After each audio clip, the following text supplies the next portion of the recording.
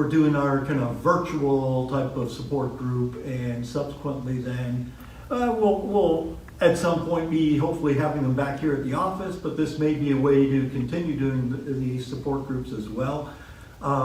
Something we're learning how to do. We're using Facebook Live at the moment. Whether there are other platforms out there, who knows? We'll be using those or not. So anyway, we had questions come in, and if you have questions, kind of just type them into the chat box there. We won't see the chat box, but someone will get us the questions that we can answer. But we had a couple of them come in. One of them was specifically looking at, was diabetes. Was looking at diabetes and whether kind of sleeve gastrectomy versus gastric bypass is kind of as far as kind of diabetes improvement goes. Okay. And there's a question, is a gastric bypass actually a better operation than for diabetes as opposed to sleeve gastrectomy? Well, if you look at the literature that's out there, they're very, very similar as far as improvements in diabetes. So one versus the other doesn't necessarily make it better. Okay. Diabetes basically is a metabolism of carbohydrate problem. Is that whoever has diabetes basically means their blood sugars tend to run high, which means they tend not to metabolize glucose well, which glucose all comes from carbohydrate, which so basically means you do not metabolize carbohydrates efficiently. Okay? And because of that, then is there a certain operation that would work better than another one? Well, it basically has to do with weight loss and carbohydrate metabolism. Certainly with gastric bypasses, you tend to lose weight faster. So initially, there may be a bigger improvement in the diabetes. Long term, though, it has mainly to do with the weight loss itself as well as what you're eating, meaning that if you do not metabolize carbohydrates well, it would make no sense to eat carbohydrates because it's just fuel for it's like throwing gasoline on a fire. It just makes the fire worse. Yeah. So you have to be on a smaller amount of carbohydrate. And that wouldn't matter what operation we're talking about. And that wouldn't matter whether you had surgery or didn't have surgery. It would be just treatment of diabetes. The last thing you want to do is add more fuel to the fire. So a low carbohydrate diet for anybody who's diabetic is probably a good idea. Now, kind of going back to kind of I think the question also was kind of, would the weight loss be a whole lot different? The weight loss are very similar. The offsetting between the two operations, gastric bypasses and sleeve gastrectomy, the real issue in my mind is long-term problems, because long-term problems go way up with gastric bypasses and the fact that you have abnormal anatomy. And abnormal anatomy is generally not a good thing. Humans, normal anatomy typically is a better thing. Sleeve gastrectomy keeps your anatomy normal. Okay, gastric bypass, you have abnormal anatomy, which then brings in all types of long-term problems. And since I've been doing this for over 25 years now, I get to see those long-term problems. They often don't raise their head in the first couple of years. They may be really long-term problems. But they can be as simple as nutritional problems, which are chronic iron deficiency problems, osteoporosis problems. They tend to start getting worse and worse and worse as time goes on. So one of the things we do have to keep in mind is not just does it take care of one medical problem immediately after surgery, but what are the other potential problems long term that it affects. So it's hard for me at this point in my, after seeing this for years and years and years, for me to recommend people consider having abnormal anatomy if they don't have to. Now, that doesn't mean it can't be done. I was like, sure, it can be done. And in some instances can potentially be a better option, but that's going to be a pretty rare instance. And specifically the instance what we're looking at, I would definitely not recommend that in that instance. So even though we aren't going to mention names, we aren't going to mention that's not HIPAA compliant, but I would definitely not recommend for many people and for individuals asking questions, no, that's probably not a good idea. The next question is, do you have any clue when surgery can open back up?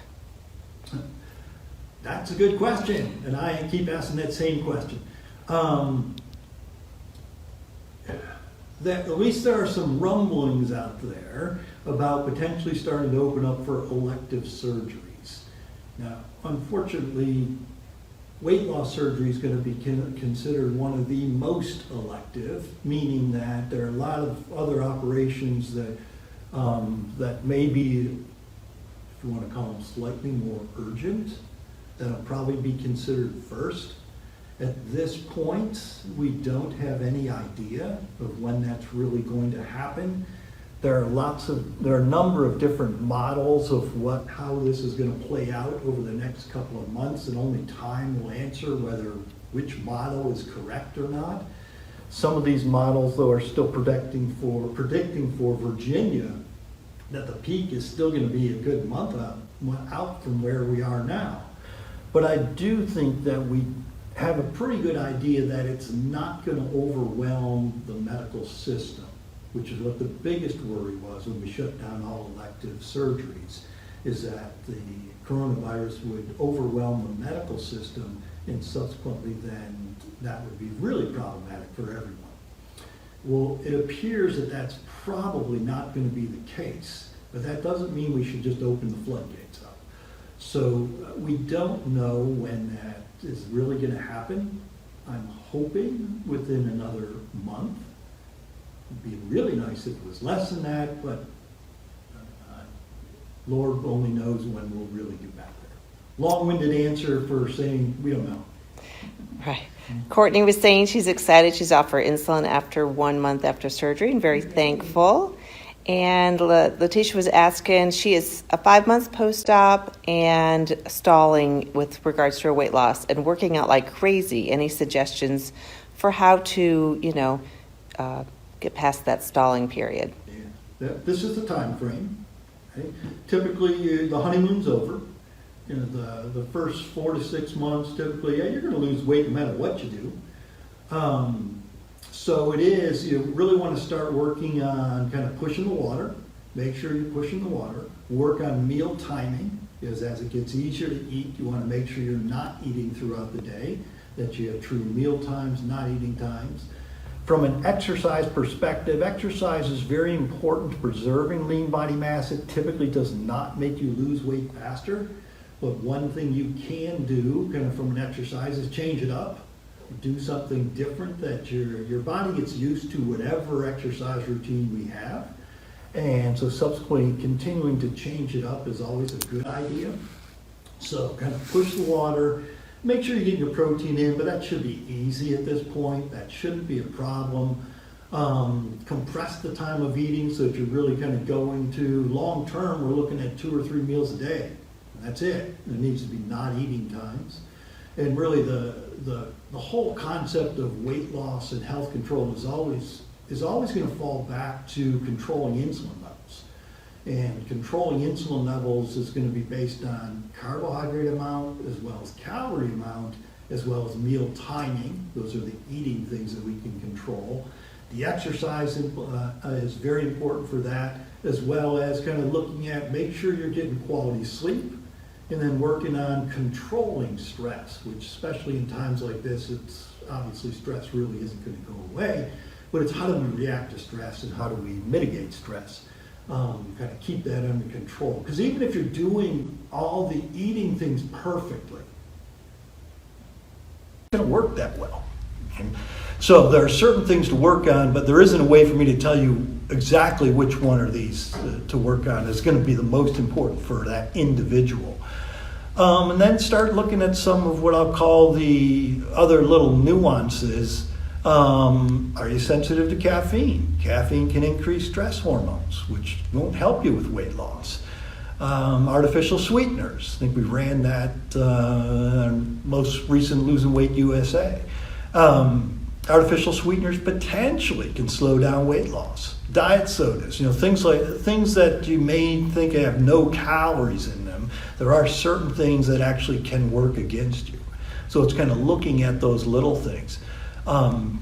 But a lot of, you mentioned it was kind of you're 4 or 5 months out from surgery. You're going to get plateaus. And part of that is persist. Persistence will pay off in the long run. Because, this is the time frame that's going to happen. Real plateau is going to be something that truly lasts 3 weeks. 3 weeks or more. Okay? That's a plateau. Most things that aren't 3 weeks or so aren't real plateaus. So keep plugging away. Hopefully that was a little bit helpful. Yeah. Okay, next question. Someone else, Danielle, who's about the same amount, had surgery in December. She's starting to get her appetite back and wonders what is a good daily caloric intake with regards to now that she's having more of an appetite, this 4 months out from surgery. Right. So kind of really push the water, because for those first few months after surgery, the things that will affect kind of appetite, craving, is your body's telling you need something. The most important things you need is going to be water as well as getting your protein in. At 4 months, that should be pretty easy, but don't forget those things. Okay, so you still want to really work on that. Again, kind of what you really want to do is push the water in between times. So if you're feeling like, hey, it's not time to eat yet, but my body's telling me, hey, I'd like something. Okay? Really push the water, because thirst, your body will mix up hunger and thirst. So really push the water, which you should be doing anyway, as you're separating eating and drinking then. So really push the water in between times. If you're getting true cravings, okay, then chromium can help with cravings. Chromium's a mineral, so it's very safe. It's like taking magnesium or calcium. You can get it at any pharmacy in the world. Just walk in and get chromium. So what chromium does helps smooth over blood sugar swings. So hunger cravings sometimes are exacerbated by blood sugar swings. And blood sugar swings, even if you're having no carbohydrate, will occur, because blood sugar swings are not only related to what we eat, but also kind of activity that we're doing, the stress that we're under, kind of all those things will affect blood sugar swings. And blood sugar swings typically get worse as the day progresses. Okay? So most people have hunger cravings late in the afternoon, early evening, which is normal. So that's not weird, it's normal. So to mitigate that, again, push the water. Chromium can help. And if you're taking chromium, and it's normal dosing, so if you get a bottle of chromium, on the bottle it'll typically say take 1 a day as a supplement, which doesn't work for cravings. You need to take it generally 3 times a day. Some people actually take 2 of them 3 times a day. It's very safe, so it's not like, gee, it's going to cause a problem. There's a limit to that statement, so don't take a bottle of it at once. But chromium helps smooth over blood sugar swings that tend to affect cravings very nicely. And finally, once we're up and running, kind of appetite suppressants actually work wonderfully for cravings. Obviously, appetite suppressants very carefully regulated by the FDA. We have to monitor blood pressure. So there are certain things that aren't really feasible to do at this point without being able to get seen in the office, so to speak. All right. On the flip side of that, we have another struggling with eating because feel like they have to force themselves to eat. So on the opposite side. All right. Well, some of it depends on where we have some patients that long term never are hungry again. They're pretty darn rare. So some of it depends on where you are in your surgery. If you had recent surgery, it's like, well, that's completely normal. It's like hydrate. Make yourself, set your timer, whatever it is on your phone. So you got to make sure you're staying hydrated, make sure you are getting your protein in, and just work on it very slowly. But that's typically a temporary thing. For most people, that's not a permanent thing. And that'll slowly get more normal, if you want to call it that. Okay. That's all I have. The other question that we've been getting a lot is, it's really hard during this time to stay motivated. What sorts of tips do you have to increase motivation to either maintain or continue with weight loss? All right. I got that one. All right. Danny's going to take that. Okay, hi everybody. I want to tell everybody I miss you at our Wednesday support group, if you're out there in Facebook land. And I don't know about you guys, but I'm so messed up right now. We're only open 2 days a week, and I need structure, and I don't think I'm alone. So I did a little research on this, And so much of it just went right back to our basics. And right now, nothing's normal for a lot of us. So this isn't going to be forever, but right now, we need to try to make a new normal, okay? So if you're out of work, maybe if it's affected your paycheck, that's stressful. And so when we get stressed, our inclination is to go back to our old patterns, and that can get us in trouble. So it takes some work to not do that. So, try to make some structure for yourself. Make a new norm. It's going to be temporary, but make a new norm. Make a plan for your day. Get up and write a list. This works for me. I have to write a list because it makes me very, very happy to check those things off. I feel accomplished. So make a list. And sometimes throughout the day, I'll find myself lost, not knowing. And when I'm lost, I end up on the couch thinking about a snack and what Netflix show I want to watch. So that is trouble right there. So if I go back and look at my list, it's like, oh yeah, I need to do whatever. So, track your food. I kind of would incorporate that in with your list, just keep your structure going, go back to your basics, find and utilize a support system. So if you're watching us today, you already got that one checked off. Set some goals. You might need to change your goals up now. Maybe some little short-term goals, maybe just to not sit on the couch and have some snacks that you shouldn't have. Rethink your goals, because this is an odd time. So we want to get through that. So feel free to give yourself a temporary fresh start, or just a fresh start if you need it. That's a great time to get organized. And so, if you haven't been through the kitchen cupboard, do those things. And the more structured I get, the more I seem to feel motivated myself, because you feel like you're moving in the right direction. And then I have a little quote for you guys. It's like, falling down is an accident, staying down is a choice. So think about that. We're all going to fall down, but get back up and just make sure you're staying healthy and doing what you're supposed to do. All right, lots of highs and hey there, hope you're doing well, those sorts of things. It is weird here without having all of our peeps here. Dawn, did you have anything to add to that? Well, I really would have just reiterated what Dr. Clark and Danny had to say. Structure can definitely help us out. Something as simple as creating a meal plan, putting it on paper, tape it to your refrigerator, whatever it takes. But having a plan is better than starting off the day just grazing and looking through the kitchen pantry or through the refrigerator. The answers are not in the refrigerator. They're just not. So starting with a plan and then making sure that you've got the items that are on your plan is good. But purging the pantry or purging the refrigerator or the freezer, if there's a tub of ice cream in there that is not part of your nutritional plan, get rid of it. It's not doing you or anyone else any favors. So do take this time. Most of us are saving time that we would spend on a commute. Use that time for a meal plan or for exercise or something of that nature. It's really kind of a weak excuse to say, well, I don't have time to do some of these things, because we seem to have more than enough time to do lots of things that aren't helping us meet our goals.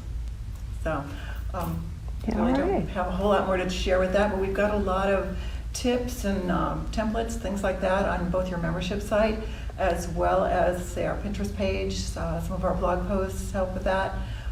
If you do want access back into the membership site, if you're one of the longer term patients and your program is kind of timed out, reach out to us and we'll put you back in the new site. I think you'll actually find that one easier to use, and we're there for you long term, so just reach out. It's jam-packed for sure. Simone says, oh my gosh, Dr. Clark, love you. You changed my whole life.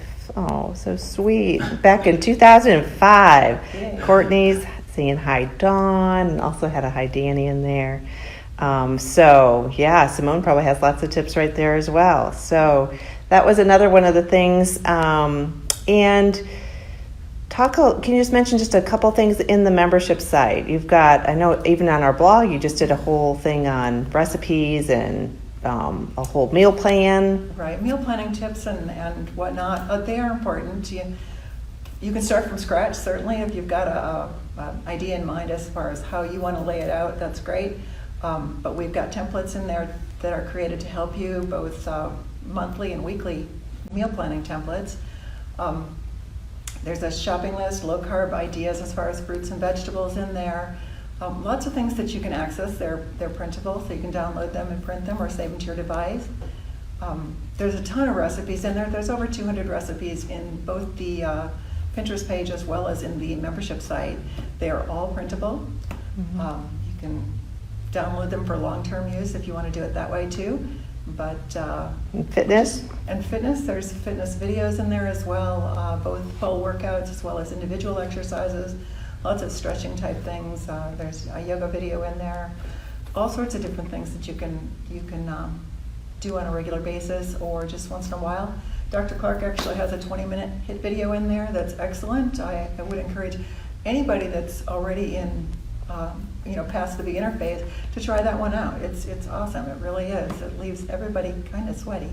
But Yeah. anyway, there's tons of information in the membership site. So if you haven't really gone in there and poked yourself around there, check it out. There's just tons of information there.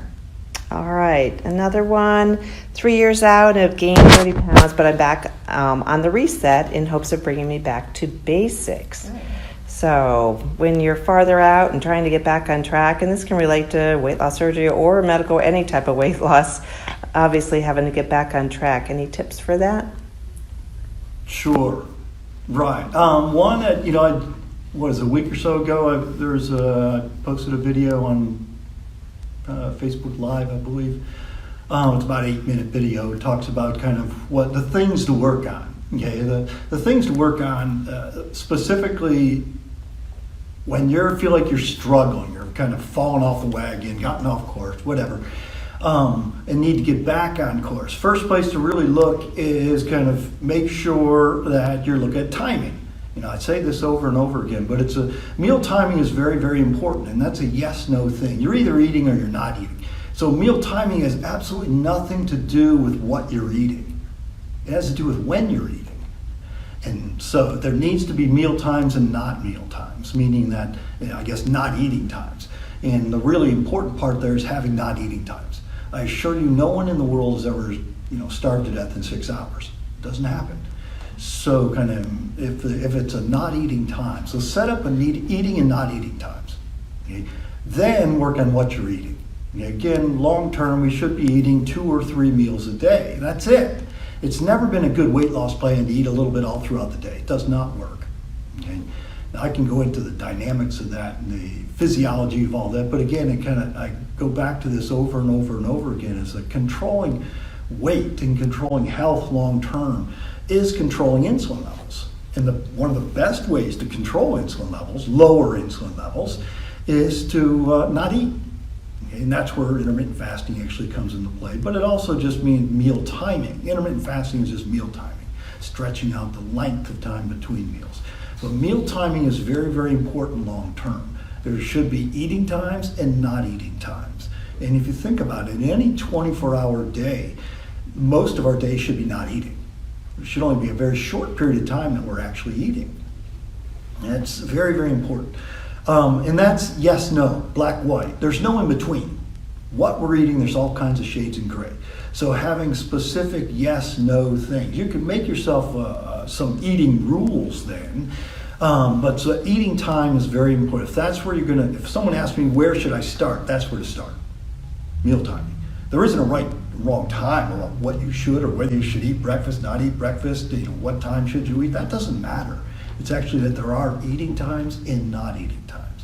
And the important part again is not eating. Now, you can also again, these things have nothing to do with what you're eating at this point. So then working on how you're eating. When I say how you're eating, actually one really, really, really simple eating rule is eat at the table. Eat at whatever your spot in your house is, that's where I eat. Your dining room table. don't eat anyplace else. So that means you're not eating standing over the sink. You're not eating standing in front of the refrigerator. You're not eating in front of your computer or your television. It's like, no, have a designated spot.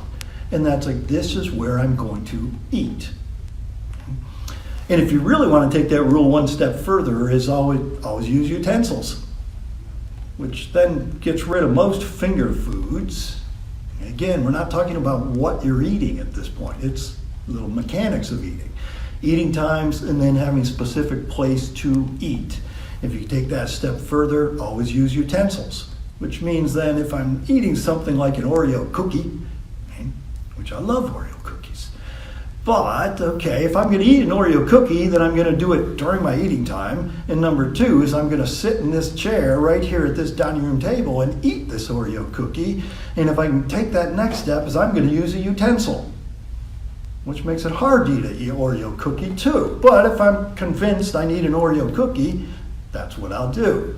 So a couple little things that are cut and dried, very simple, not easy. That can do that. Now, once you start getting into the weeds of what you're eating, now we're talking about there's all kinds of shades of gray. Well, okay, go back to the basics. Hydrate really well when you're not eating.